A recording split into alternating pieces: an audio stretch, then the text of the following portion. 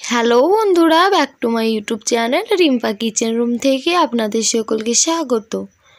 আপনারা সবাই কেমন আছেন? আশা করি ভালোই আছেন। তো চলুন আজকে একটা দুর্দান্ত রেসিপি নিয়ে চলে আসব। আমরা ভাতের সঙ্গে মাছ মাংস তো খাই, তার সঙ্গে আর একটা নিরামিষ তরকারি আমাদের থেকেই থাকে, শাকসবজি। এই শাকসবজি ভাতের সঙ্গে না থাকলে ভালোই লাগে না ভাত। তো চলুন আজ পুঁই কদুমের শাক তৈরি করে দেখাবো। তার আগে আমার চ্যানেলে নতুন হয়ে থাকলে প্রথমেই সাবস্ক্রাইব করে পাশে থাকা অল নোটিফিকেশান অন করে রাখবেন আমার পরবর্তী ভিডিও সবার আগে পাওয়ার জন্য।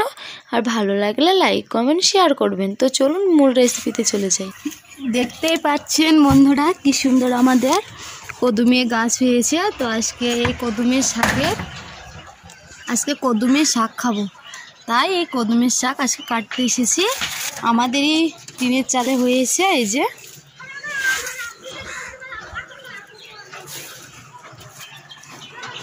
তো আজকে কিভাবে এই কদুমের শাক রাঁধতে হয় সেটাই আজকে আপনাদেরকে দেখাবো।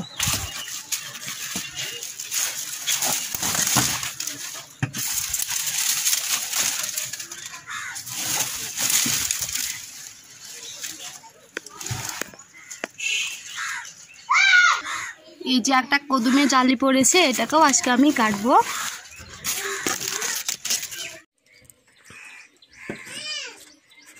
এই যে এইদিকে একটা লত বেরিয়ে গেছে, এটাও আমি কেটে নেব। কি সুন্দর জালিদার শাক। তো এই পুঁই কদুমের শাক খেতে সবাইকেই ভালো লাগে। অবশ্য মাছ মাংস না থাকলেও চলবে এমনটাই ব্যাপার, তার পাশে মাছ মাংসটাও চাই। তো আমি অনেকগুলো শাক কেটে নিয়েছি, আর নেব না, এতে আমাদের হয়ে যাবে। অনেকগুলোই শাক কেটে নিয়েছি।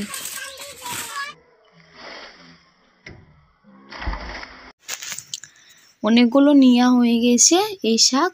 তো আর শাক নেব না, এবার যেটা করব, এবার শাকগুলো কেটে নেব।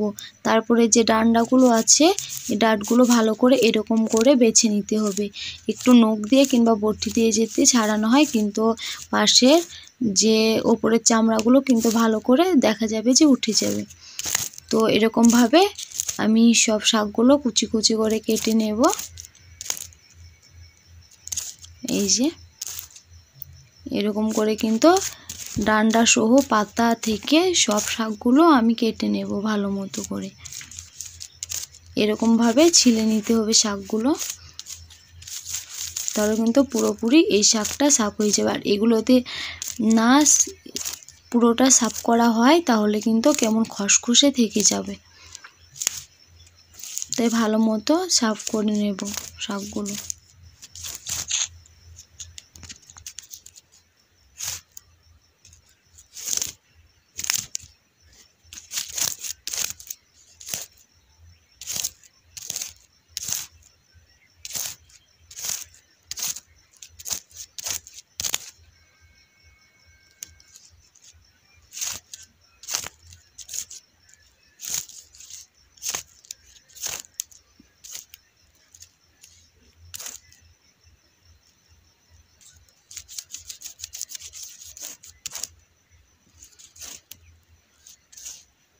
দুটো ছোট ছোট কদমে জালি পড়েছিল, এই দুটোকেও আমি তুলে নিয়ে এসেছি। এই দুটোও আমি শাকে দেবো, ভালো লাগবে তাই। আবারও আমি ভালো মতো সব শাকগুলো কেটে নেব।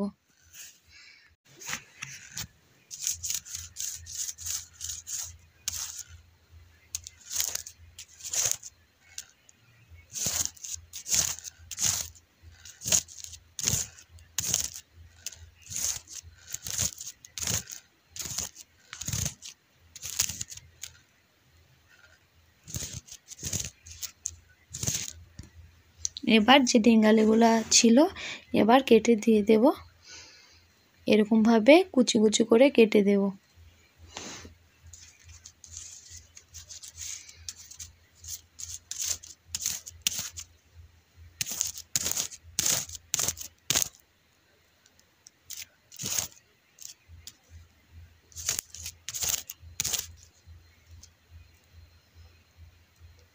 এবার ডান্ডাগুলো দিয়ে দেব।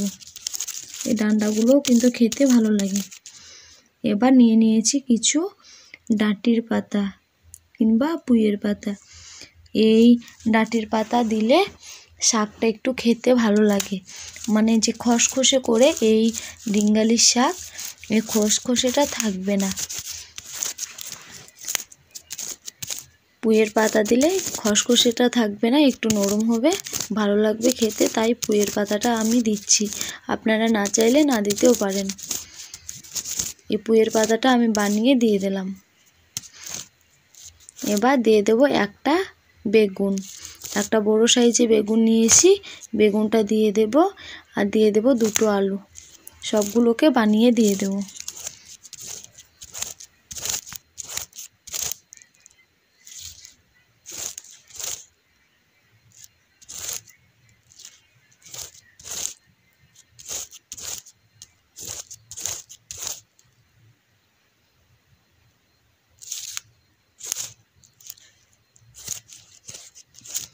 এবার আলুগুলো দিয়ে দেব ছিলে।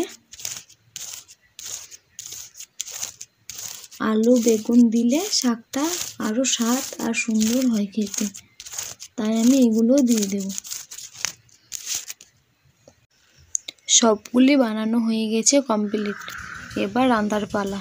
এবার শাকগুলো ধুতে চলে যাব।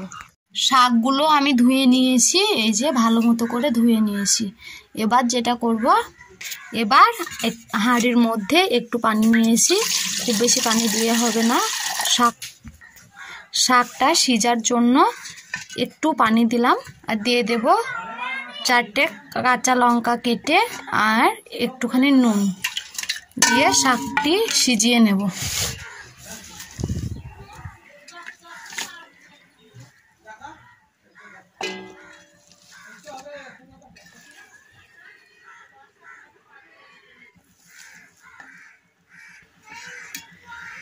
আমি শাকটি সিদ্ধ করছি শুধুমাত্র পানি, লবণ আর লঙ্কা, তার বেশি কিছু আমি দিইনি। এখানে কিন্তু আমি খাবার সোডাটা ইউজ করিনি, কারণ খাবার সোডা শাকে ইউজ করলে শাকের স্বাদটাই চলে যায়, সেই জন্য কিন্তু আমি খাবার সোডা দিই না, শুধুই শাকটা সিদ্ধ করি। সবগুলো ভালো করে আমি আটিয়ে নিয়েছি। এবার ঢাকনাটা দিয়ে চুলোতে দিয়ে দেব।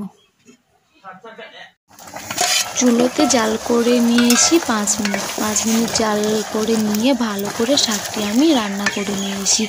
এবার ভালো করে ঢাকনাটা খুলে ভালো করে নেড়ে চেড়ে আলু বেগুন কিন্তু গলিয়ে নিতে হবে। আর পানিটা যাতে মরে যায় তাহলে জানতে হবে যে শাকটা হয়ে গেছে। মুখে লবণটা কেমন হয়েছে মুখে স্বাদের মতো করে এখানে আমি 2-4টে রসুন কুচি নিয়ে নিয়েছি। এবার রসুন কুচিগুলো বেরেস্তার জন্য লাগবে, বেরেস্তার জন্য রসুন কুচি নিয়ে নিয়েছি। এবার কড়াইয়ের মধ্যে দিয়ে দিলাম কিছু লঙ্কা কুচি আর কিছু পরিমাণ তেল। এবার বেরেস্তা করে নেব ভালো করে।